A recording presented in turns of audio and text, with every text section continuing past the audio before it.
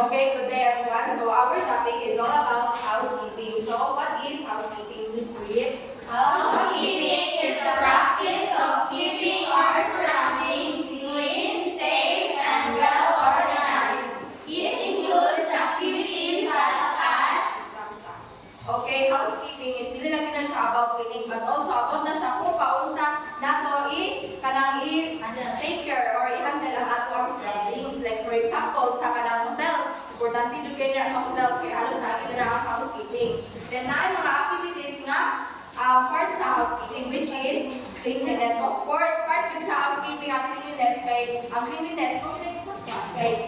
man example sa hotel. Manglimpyo man yun, limpyuhan pila ninyo bisag mabago bisag bago pa na kanang gigamit, then gawas ako mo request mo nila sila limpyo. So inyo nila limpyuhan sa CR, limpyuhan nila ninyo bisag mga bugbog sa CR pang bawas na ninyo para pagbalik sa inyong mga kuwan kay limpyo na kayo. The next one is arranging. So naman yung mga gamit nga sa customer kuwan. So if yun na ninyo i-arrange nyo na siya. Then ang next one is organizing. Ang katong yung i-arrange nyo itong ibutang sa kanang sakto nga butanganan para pagbalik sa inyong kanang customer is ito siya na tayo. Okay, organize siya. Yes. Next is maintaining. So in maintaining, muna na siya maintaining mo ang kalimpyo sa hotel. Next one is waste disposable. Next one is waste disposable. Bukan ni kay imuhang ibang tarong ulaway ang mga basura dito sa kayo. Of course, housekeeping man, lalo din mo sa ibang butang ang mga basura kayo ipakuhagikan sa room sa inyong customer. Then the last one is safety checking. So kanang mga basa-basa para dili wala mga harmful na mahitabo ba. So need ninyo safety checking ang mga kanang mga basa-basa dapat nyo ginang paugahon ay yung kasunod ng inyong customer. So that's all of my part. Thank you. Next, our topic is all about hazardous areas of the house. Some areas of the house may be dangerous, may cause accidents, injuries, or falls. These places are called hazardous areas. So, ang mga delikadong mga areas na mabalay, mabalating na siya later. Nung tawag at mga area ay hazardous area. And importante din yung topic for us para makabalutang o aware na asa sa atong area sa balay ang delikado. And sa kanang pamaagi, makatabag na siya sa ato para makabalutang na sa pag-amping. Kaya syempre, makabalutang ang delikado dito sa pag-amping na sa atong area. So the first one is the kitchen. The kitchen can be dangerous because of hot stoves, boiling water, sharp knives, wet floors, and chemicals. So ang pinakaunang dyan nga dangerous area sa house is ang kitchen. May natin ang mga gasol, ang mga ibang saksak na mga lawanan. Delikado kayo ang gasol, ang mga nagmanagamit, tapos wala siya na-off, ang matutangki. So to keep safe, dapat natulong siyang i-off, magkumana ito gamit sa gasol, sa kanang mga ininit, mabutan siya sa thermos, mabadaplin, para walay, if maian siya, walay mapasing, ang mga kanang materials o mga ibang gamit na like mga kutsilyo, mga suda, dapat naka-arrange siya sa saktong butanganan para patandugan o dili na siya delikado. And next is the bathroom. Bathrooms have slippery floors who are near electrical appliances. Razors and other sharp items are also hazardous. So delikado po kayo ang CR, ang bathroom. Okay, laban na ng tiles kita ako sa CR, tapos mabubuhan na siya ng sabon, dalog kayo siya. So dapat para to keep us safe, kailangan mabutang lang sa ating bathroom. Kapag itong mat, ang CR dyan, para rough siya, para di kita ma-slide. Also, ang CR dapat kanang walay, ay naman yung CR na kanang may mga outlet, may mga saksakan. So dapat kanang siguro doon dito, mga outlet, hindi siya mabasa para iwas sa kuryente. Next is the toilet rolls. Corners of the floor, overloaded outlets, and closet can cause accidents. So, susunod po sa ato ang bedrooms, kaya delikado kayo ang mga corners if dahil siya sa salo. Okay, what if natin mga backpack, so maka-rented ko siya. So, delikado siya din. Another thing is na overloaded outlets. So, dapat ang outlets, if tuloy na ka sa kanan, na siya na yung makanting na isa para hindi siya ma-short ang kuryente. And, ang manasang mga gamit na naggatag, so dapat ang kwarto kayo organized para iwasan ng disgrasya. Dapat ang kanang mga butang, kaya butang siya sa butangan. Next is stairs and hallways. Stairs can be dangerous if not well lit or if rats and obstacles are in the way. So, delikado ang mga stairs, tawag na nila kanang pauho, so dapat walay danlog, walay mga masakit-sakit sa tiil para iwas disgrasya. Tapos nga rin po sa hallways, if kanang magdali-dali na ka, tapos napay nakabutang din sa kilid, so mabanggaan mo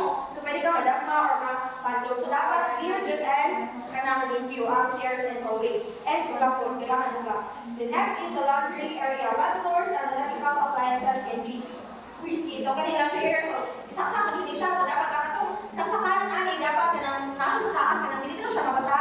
Then, make sure sa lugar niya sa laundry area kahit uga. So, dapat nabigay yung dapat ito. Mas maaari ba para sa tugin mo ni Sir Burman na kailangan ang inanimate, nakakapong siya, hindi siya sa salong lang, mas pagkatunog, dito lang po. So, dapat na siya patunganan para if mabasa, tapos dahil mga napapakawar o wala yung mga premyo. Next is the rooftop. The rooftop can be dangerous because it is high and it is very, especially when wet. So, dire kami siya, is magulan kay, lumot-lumot din siya, pagkatapos. So, dapat everyday doon siya ginagawa ko at ako na ulan. Para pag mag-stay mo sa taas, gano'n siya, hindi siya dahil okay. Pag-insidat mo siya, maglulong siya. So, kanang basa. Next is the pool area. The pool area can be dangerous because of slippery floors and deep water. So, pag record ito ang kanang pool, so kanina ito dahil sa kilikilin, so syempre mabasa din siya. Dahil sa manila rin, so lalo din siya. So, kailangan na mag-aping flow. Tapos, ako na tayo may mga babies, hindi din sila pasagdan niya. Wala ka lang talaga sila outside. Lalo din ang gilid o basa-basa. And next is the near windows. Open or as near windows can be dangerous. So, delikado sa nila, yung mga yan na window, kanina, tapos laban na may baby, may dapat dili ko sandan sa balay, para dili mahulog ang mga gamit, dili mahulog sa kamana. Or kasi, dili sunod, dili na gamit ng labay, mga baka na ka. So, dapat yun, flow siya, tapos dili siya, gamit na tulong. So, in conclusion, knowing the hazard zones in your house helps prevent accidents and keeps everyone safe. So, since kami na lang sa mga hazard zones areas sa kabalay, na ikaw naman ako kung paano sa keep safe or paano sa siya makaligay sa discussion sa mga area, so dapat i-apply na po siya in your life. So, that's all. Okay, so good afternoon everyone. I am your third reporter for today's topic. There are top 10 personal protective equipment, aka PPE. So definition, can everyone please read? Essential PPE in housekeeping includes gloves, masks, aprons, and non-slip footwear to protect against chemical exposure and physical hazards. These items protect workers from chemical germs, disinfecting, and accidents while cleaning. They help prevent injuries, skin problems, and the spread of germs throughout your body. So kapag ma-review mo, like for example, the example ni Miss Maria kanina nga kanang sa hotel, mga sa hotel, kailangan na dyan taog ka ng mga gloves, ka ng mga proper clothes, anak, kay daghan man ang mga bacteria din, labaw na sa chemicals, kay makadawag sa skin. So, dapat magsuot siya ng mga proper nga kuan. So, muna siya ang top 10 na equipment. Number 1 is clothing, respiratory protective equipment, eye and face protection, head protection, hearing protective devices, harnesses, skin protection, protective footwear, sun and heat protection, disposable protective clothing. So, number 1, clothing. Protective work clothes that cover the body to prevent injuries and exposure to hazards. So, muna ito kung nga, kanang proper clothing. Then, 2 is respiratory protective equipment. Mask or respirators worn to protect the lungs from dust, smoke, and harmful air. So, kato na siyang mask nga, dahil ko itong sa COVID na mask eh. Sa area na ito siya, kato na siya, na siya specific na mask para sa mga sumagyo.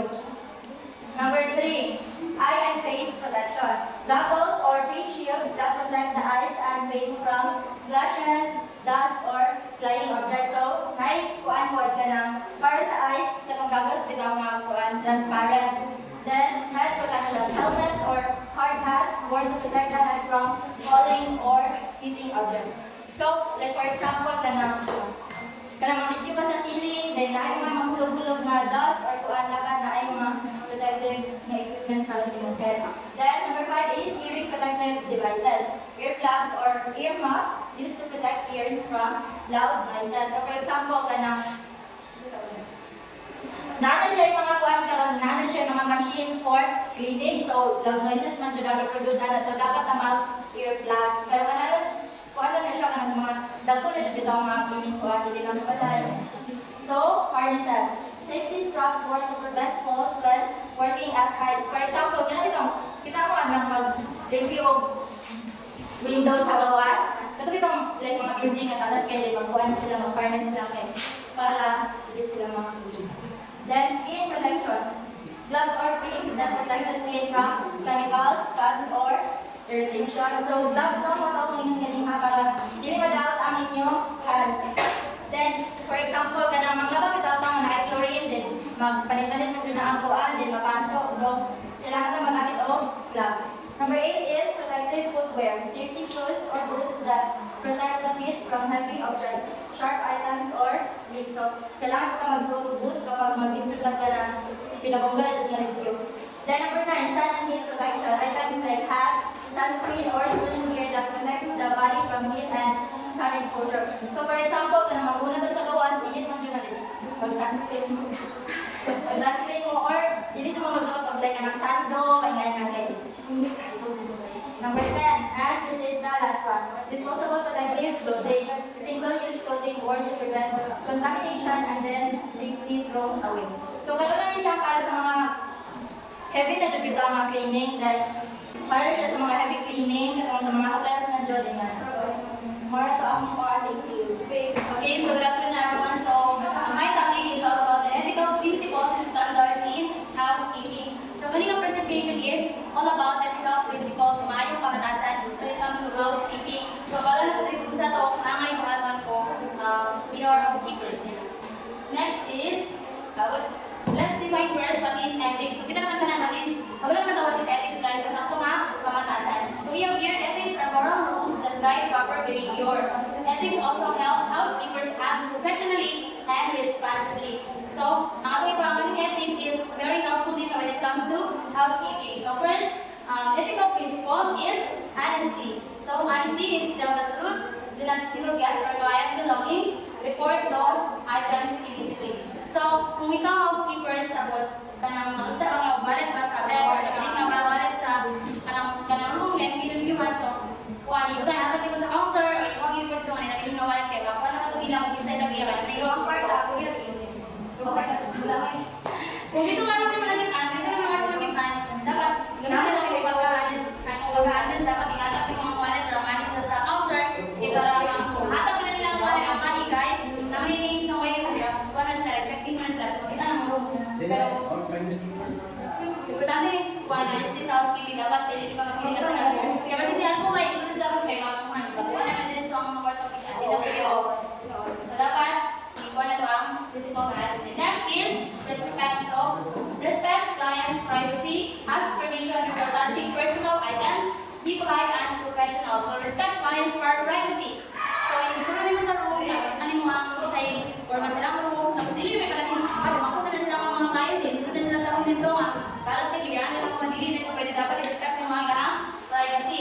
Next is, ask permission before touching personal items. Malakit ka na niya, kung ka na yung mga personal items. Next is, be polite and professional. So, dapat tayo yung communication sa mga clients. So, respect. Next is confidentiality. So, do not share client information. So, ano siya, do not share client information kay ang housekeeper, I guess, kay kailan sila sa balanggaluan, nag-check-in na naman. Just, what if, kailan naman ito ka nag-check-in dito? O, lahi ang ginala nito, dinisita naman sila ito nga. Uy, nag-check-in na yung mga nito. So, bawal na, sa housekeeper ka, bawal na siya nito. Hindi ka na share ka mga information. O, sila na siya. Next is respect personal and private matters. Huwag ka rin nag-check na lang mga nito. So, confidentiality. Next is responsibility. Do tasks properly and on time. So, kung kailangan nakapalimpyo na ka. Follow safety rules. Kailangan siya, mga rules naman sila yung mga rules na gisunod. Sa wala siya malagi. Follow and take care of equipment. Tapos, after hindi mo maglimpyo, ibalik ang mga equipment sa mga kutangalan para kuhaan ka na. Clean mo siya na tawag. So, what's your responsibility? Next is professional behavior. Wear proper uniform. So, naman yung mga uniform ng mga housekeepers. So, kailangan may uniform yung na kailangan every duty mo, uniform yung Next is maintain good attitude. So, sakto din nga ka na pakatasan na yung mga pakita sa mga client, hindi ka dito pag-pinalita, hindi ka mag-district, kaya ka na, kuhan, ba't ang inyong panang kuhan, ka na, kapag-inay ka na, sa na yung gano'n. Basta ka na mag-grab pa rin yung mga equipment sa client case, so district ka, hindi na siya pwede sa dapat mag-maintain yung mga good attitude. Next is follow workplace rules, mga rules sa kanang biruan, na siyang sundod. So, we have your why ethics are important. So, of course, it builds trust with clients. So, kung makita nila ka ng honest ka, respectful ka, tapos kayo talking, kuhan, communicate sila ha. So, nga sila yung trust mo, bye-bye, tapos ka, kuhan, check-in mo nga ka na, trabaho, so, baka na sila sa Next is create safe environment. Next is show professionalism. When you say professionalism, so, mayong nga kuhan, mayong nga magtrato or mag-lead sa tao. I think that would be all for my part. Thank you. Okay, next, the video presentation about housekeeping. Housekeeping.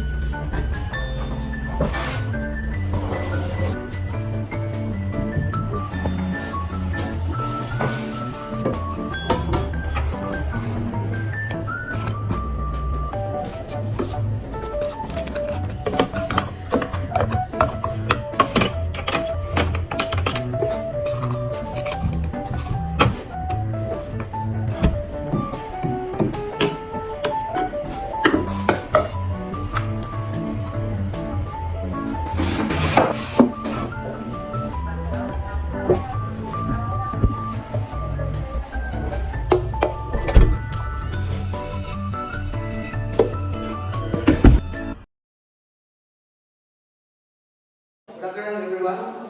This is my part of this topic. It's all about discuss the importance of housekeeping.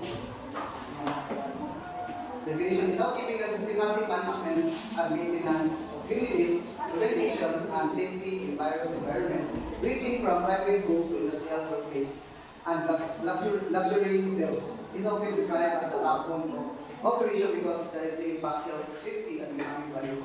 Muna yung ganang pagkakainutan na importante yung kanya yung housekeeping. Kaya siyempre, kung di na tulimpiwan ng itong palito, magkwanta ka ng mag-ugaw, mayroon na ipan mga disgrasya, kaya tungkol sa atong wala limpyo ang isang kapalibot. Ang kuhan, the importance of housekeeping can be discussed through several key dimensions. First is health and hygiene. First is disease prevention. Silbi, kung ano ito ang importante sa housekeeping, ang kwan sa housekeeping, silbi, palayo ito sa mga sakit. Okay, open na ito sa housekeeping. Systematic cleaning and sanitizing of harmful pathogens, bacteria, and viruses which is critical in healthcare facilities and to prevent healthcare-associated infections. So, in HICE. O ano yung kailangan yung ang kwan sa number 1 yung sa housekeeping yung purpose kaya ito para malayo ka sa mga sakit-sakit kay isang po isang kwarto o wala limpyo. Natuloy magkasakit-sakit yung dada kaya walay bacteria na ba nabilin kaya wala limpyo. Next is allergy control. Removing dust, mold, and feed danger, health manage respiratory condition and allergies. Kung ako po isa ko siya ng kwan na makapan sa allergy. Di ba ang kwan ko na mga magkukano ng allergy o ikaw ang isa ka palibot. Kanukan rin sila kahit tungkol sa palibot o sa kung ikaw ka ng sign ka sa tubig-tubigan. Next is pest control. Proper waste disposal and hygiene prevent infestation from rodent and insect that carry diseases. So, isa ko sa importante kanang para sa pest control kanang o taka paglabay sa basura, siyempre kanang mga basura mo yung sa nang magpuyo dira kanang mga ulod kanang magpuyo sa basura ninyo kay wala din kong labay. Unang ato yung kinahanglan niya, pero hindi na to lantawan ko yung mga palibot kung wala pa yung nagtambak dira mga basura para din managaya ko yung mga ating disease. Second is safety and accident prevention. First is sleep and sleep hazard, keeping floors dry and hallways clear and cluttered significantly reduce the risk of falls, which are leading cause of workplace injuries. Muna isa siya na dapat pag human itong trapo, ato yun ang ulang doon kung mauga ang salo, kung saan ito pangyan balik. Kaya importante na ito para dili sila mga tigyas, mga balik-balik na sila doon, hindi na pangyan tayo.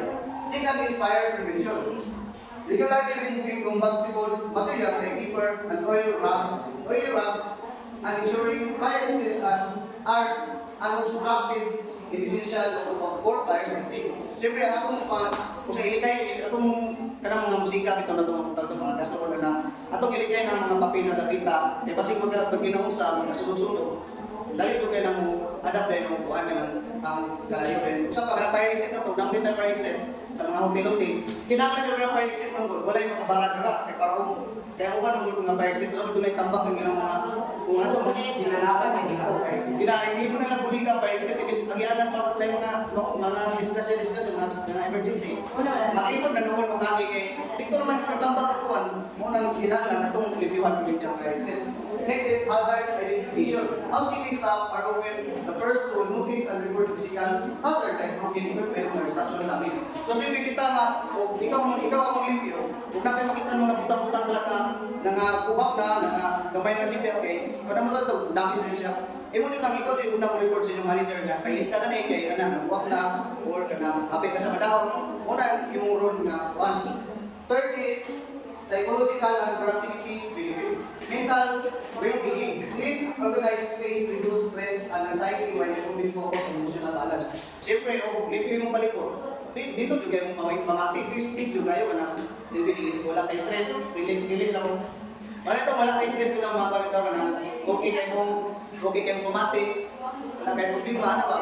Mawala ka ng problema, limpyo yung palikot. Next is increased productivity.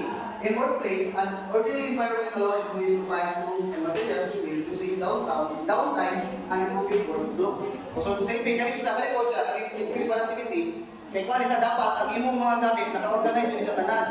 Kanang kabalo ka, o baka namin ikutang ng mga gabitunon mo, o kanang nila yung gabitunon, kaya para pag nanakay mo ako, dali ka mo makita, o ano ipamutang tayo mga gabitunon tayo. Dali ka makapag tayo mga kasi magkita pa. Last is moral. A well-maintained environment foster a sense of pride and respect among employees and students. Siyempre, limpyo kayo imong isa ka kwarto. Natural nga, nato kayo important na kayo pag malaki dito sa inyong kampo dito nga sa akin, kayo limpyo kayo. Ako yun kalimpyo ani. Nawa. Nato kayo yung nakaipanginambog bitaw sa inyong mga kauban nga limpyado ka, nga dapat ka nila sundon kay limpyado ka, nawa. The fourth one is economic and asset prevention. Assist longevity, routine maintenance, and proper cleaning save the life of furniture, carpet, appliances, and industrial machinery. Silbi ka ng mga kanipon sa atin kaning assist longevity, katunin ka itong mga gamit nito ninyo, kaya ng washing machine. Dapat kinalimpyuhan ang mga perminti para magamit pa na ito bilang katubig. Kaya ang mga uban mong gamit, o di na ito limpyuhan perminti, di na ito limpyuhan mag-limpyo. Dili kapag isa na ito yung nakaguban na kay nagipanglumot naman ito, yung mga pagkamugan, unang ginanglan, limpyuhan na ito para magamit pa na ito bilang katubig. Second is property value. Consistent care maintain the aesthetic appeal and long-term market value of property. So, hindi ganito sa tuloy kuhan. O ganang ito mga nagdami ko, baligya bitaw. Kailangan yung isang ganang nakakuha na sa limpyuhan yung na kay isot mo, baligya yung nasa nila, pakita mo sa market. Kung napaday mo palingan ang gagawin na magkagamay no, napisyo, may sino itong limpyo siya paglantos sa mga tao, para nindot o presyo mahatag mo. Wala ito mareklamo ang mga mamalitay. Last is revenue generation. In the hospitality industry, cleanliness is the top factors for guest satisfaction and positive reviews which directly drives the great business and revenue. Kaya siya, kung itong mga katrabaho. So silbi kung gusto ka na kayo mga partner sa mga trabaho, na may partner, ilang muna lang taon na, kung sa ka, nindot, di mo manage sa imong kanya, review pa imong gimanage yan. Biso po, mo balik mo sila partner mo, ikaw pag ilang galang panganto na sa mo, gawan ka. Kisa kung may ganan mo, maging partner sa mo sa negosyo, paglanto na gawan ka, wala ka dapat, kabalo kung manage sa imong palipot, kaya nang kabulugan, lilinis, ano yung gana. Kaya, the fifth one is mental and emotional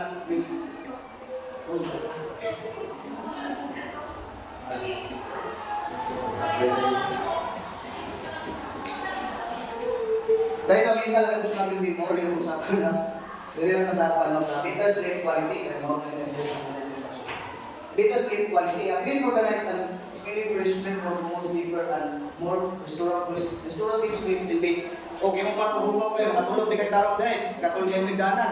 Dapat limpyo yun, kanang komportable kayo makatulog, para dindot yun mong damang bitaw. Kaya hugaw ka na mong kwarto doon, dagan kayo mga ngamang sa mong battery, makatulog limpyo, makatulog dahil. Problema juga.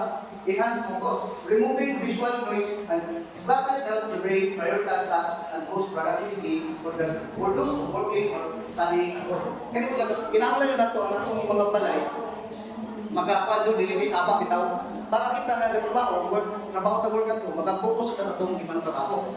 The last one is institutional and professional impact.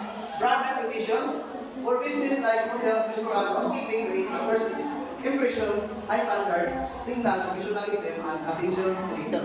Kani siya, importante kani siya sa mga nagpupagkumpanya ng institutional and professional impact. Natural, kung paminaw sa kanapareha sa example, kani sa hotel, o paminaw sa mga imong customer na bugaw kay mong hotel, isa pa may ganang mabalik nila. Dinas na ganahan kay imong CR, wala limpyo, anong kita limpyo. Dili na ganahan ang mga customer na balik nila. Dapat lipiwan yun na, kada magamit, limpyo din rin. So, the last is regulatory compliance. Cleaning industries must adhere to strict standard or health regulation regarding sanitation and safety. Sabi ka tunay mga, anyong dapat ang mga kumpanya, mga hotel, kanang basta isang restaurant, dapat ano kayo kagaling mo bang kuhaan, sanitas, kanang sa example sa restaurant, dapat yung mga gamit, kung ano gamit sa mga kuhaan, sa mga nangaon, imo nang lipiwan balik, imo nang isanitize mo sa impakan balik sa ilakay para dili magkasakit-sakit yung mga customer na nabas balik sa mga. Imaura ng tanan, thank you. Good afternoon, and then the last quarter of this report, which is the 5S method in housekeeping. So the first, this 5S method is this was a Japanese system used for providing paper, place, and home sort efficient and safe. So first one is we have the sort or serve. Remove all unnecessary items from the workplace, keeping only essential clothes and materials to discard or store away those items. So for example, sa kitchen, if na ay mga, ay mo dyan i-check, if na ay mga expired, mga pants na dili mo gamiton, kaya para easy lang ang inyong example, magluto ka, so dili na ka ka na waste of time nga, pagpangita sa mga angay na mga i-remove o mapabili. So, moto ka for. And for the second one, set in order. So, order Selton. Arrange necessary items logically for easy access and usage. So, a place for everything and everything in its place. So, kanyang ikaduha kay, only siya, for example, sa mga kitchen, sa mga board na kanang ginagamit mo sa kitchen, kay, dapat dyan mo dyan siyang ibang lahi kay, para dili ka kanang kalas oras sa pagpangitaan sa kutsilyo, na natin isang oras, so, kana siya. Dapat mo dyan siyang i-arrange and set in order para dali lang ang pagpangita, dali lang ang pag-gamit. For the third one is the shine or clean as you go. So basic na kain siya mga katulong, kung man gamit sa inyong kinanan, bugasan, sa mga satlog inyong ibili, dalton, or ilawas na to. Or is truly clean the workspace, equipment, and tools on a regular basis to maintain high standards. So clean as you go, mo ganyan clean as you go. That is shine. So for the fourth one, standardize or set issues. Create consistent, documented, and easy to follow procedures. For the first three, SS to ensure uniformity. So kanang maghimo ka rules or checklists nga need nimo nga ma-achieve in this day. For example, in the morning kanang maghugas ka og plato or for sa night kay maglabay ka og basura. So dili na kanid nga istoryahan nga oni mo pagtulon ha kay mo naman ang imong rules or imong gibuhat nga checklist to achieve in that day or every day. So na siya ang standard na kay rules or checklist. So for the last one is the sustain or issue. So among those four methods, dapat siya mo habit ko sa mga basic nga mga patungkol sa 5S methods sa housekeeping. Okay? It is built self-discipline and create a culture where employees consistently follow the 5S procedures through regular audits and management improvements. So mga naganit ko siya, kung mo dyan natong habit ang katong naan ko ng sa